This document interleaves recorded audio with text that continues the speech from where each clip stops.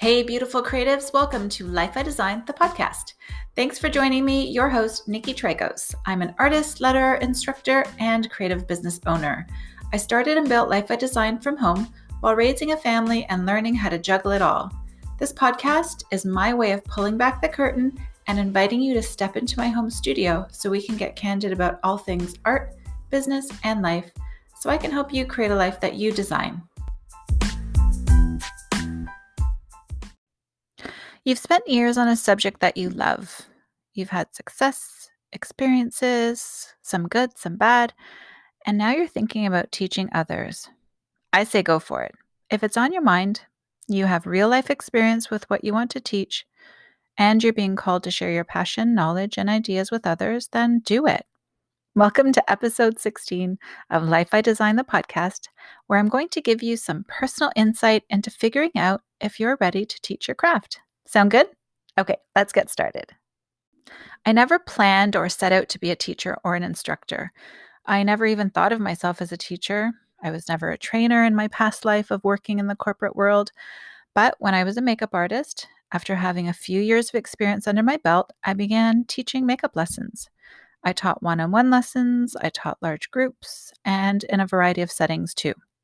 I started teaching, but I can't really say at what point I actually started teaching. Do you know what I mean?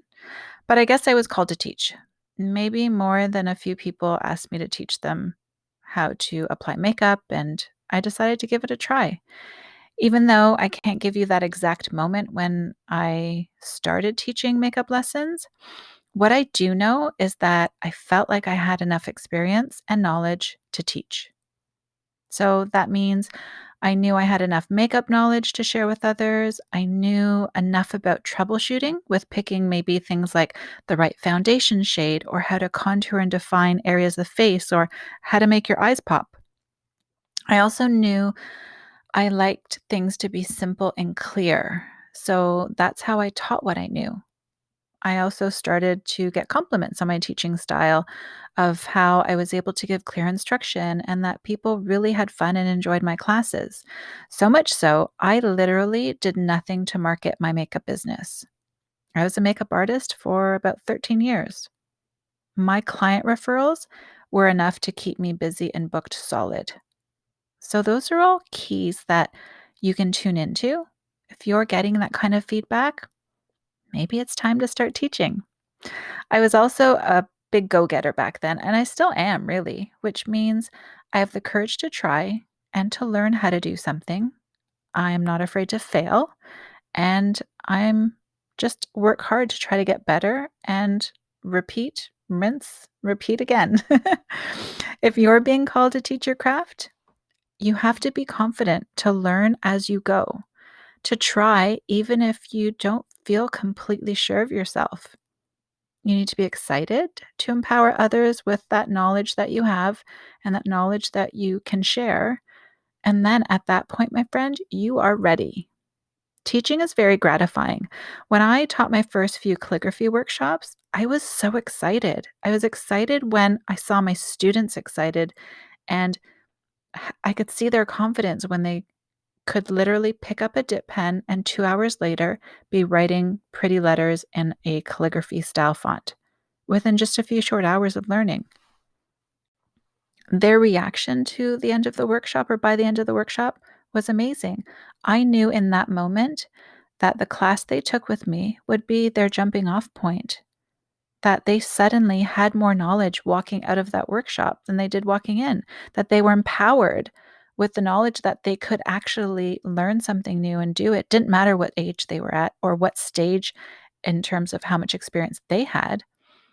They were excited that they could pick up their tools and continue to practice and grow their calligraphy skills and reach their goal, whatever it may be, for taking that workshop, whether it was to start a side hustle or to maybe write their wedding invitation envelopes, or even just to have a meditative creative practice that offered them a bit of reprieve from all the technology that we use on a daily basis. Whatever their goal was, I knew I had a part in their journey. I was the jumping off point for them, or that class was, or my teaching style was. That in itself was so incredibly gratifying to be a part of. Not to mention, I started getting emails and direct messages. I'd get comments from my classes and those messages of, I can't believe I learned how to do this, or wow, I've wanted to try calligraphy, since I was a kid.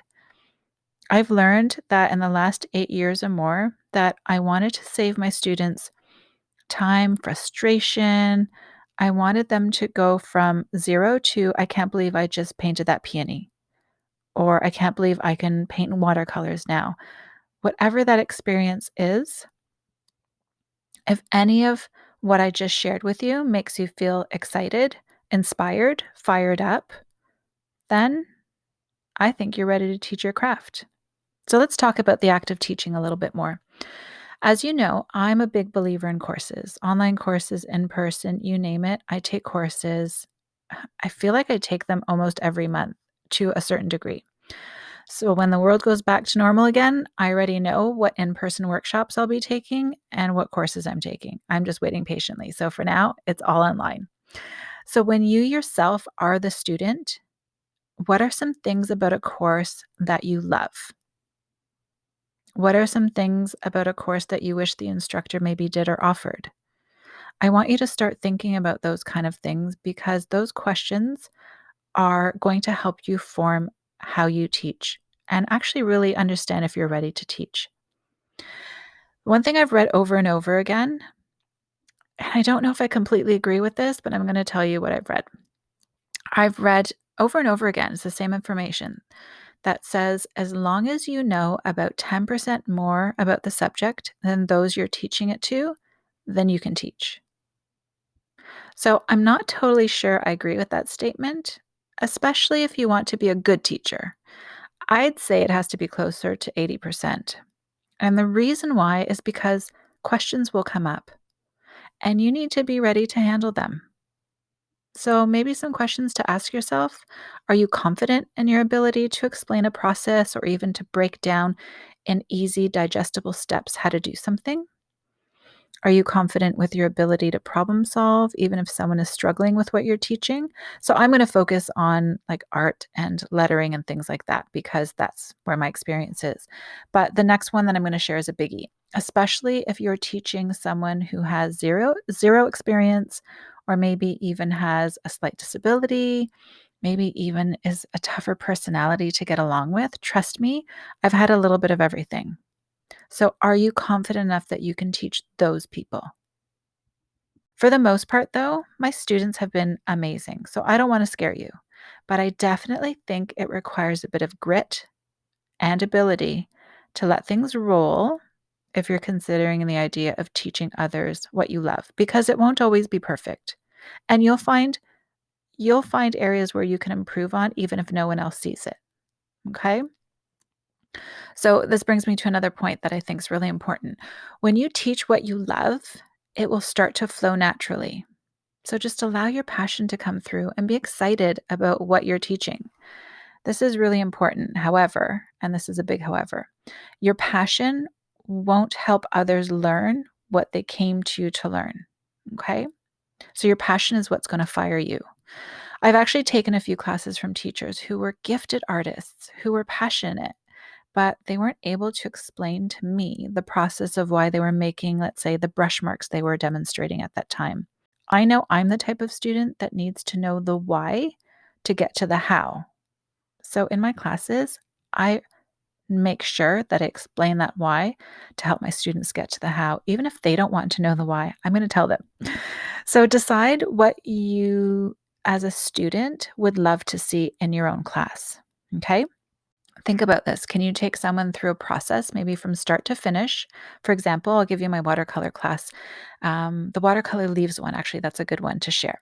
So I want my students be able to go from a complete beginner, understand how to mix their watercolor paint, and by the end of the class, I want them to be able to paint pages and pages of leaves as they work on technical skills. And those technical skills are fundamentals to watercolor painting. I don't care if you're painting leaves or a portrait.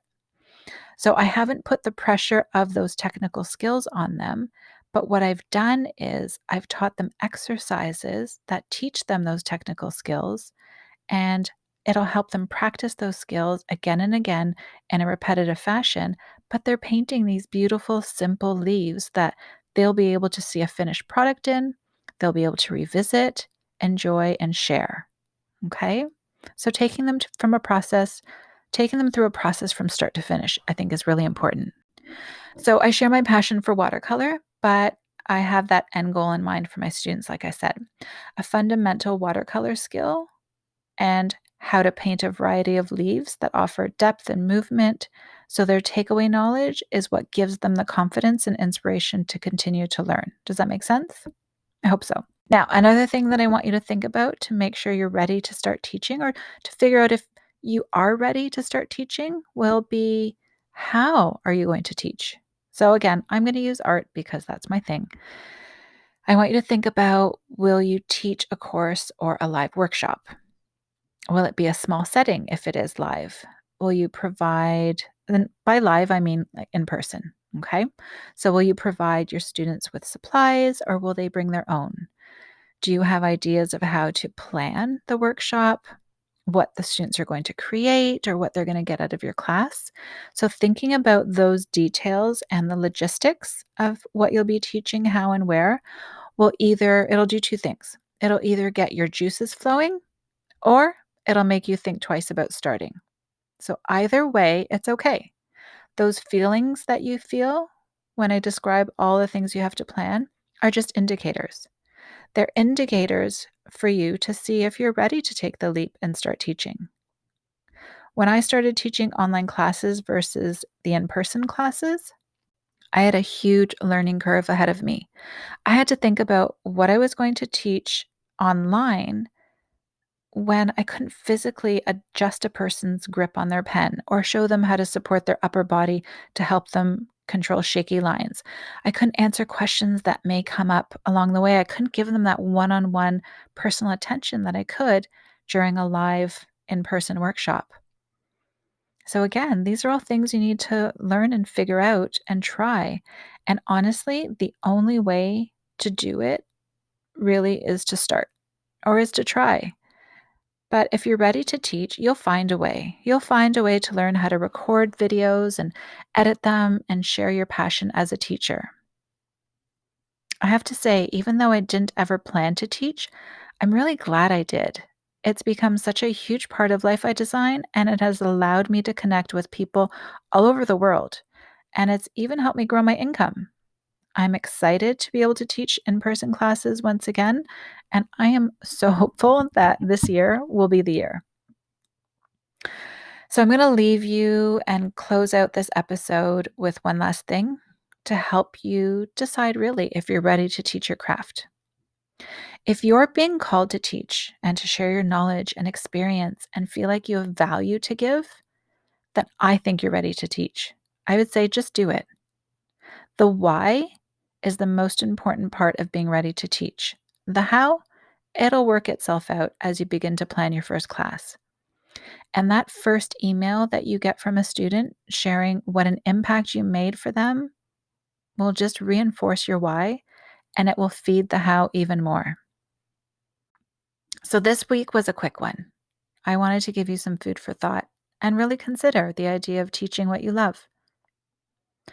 But before I leave you, I want to share that I've created what I think is one of my best online classes to date. I'm really excited for you to check it out. It's called Watercolors Made Simple. You go from a beginner to an artist as we paint things that I love: botanicals, stems, florals, and more. I'm really excited about this class and all of the fun projects you'll be working on with each module. So, as always, you can learn more at lifeidesign.com. And if you have any questions, I'm always here, Nicki at lifeidesign.com, and I'm happy to answer them. Thank you again for tuning into this episode. If you can, I'd love if you can leave a review on Apple iTunes or share it with a friend and help spread some creative inspiration.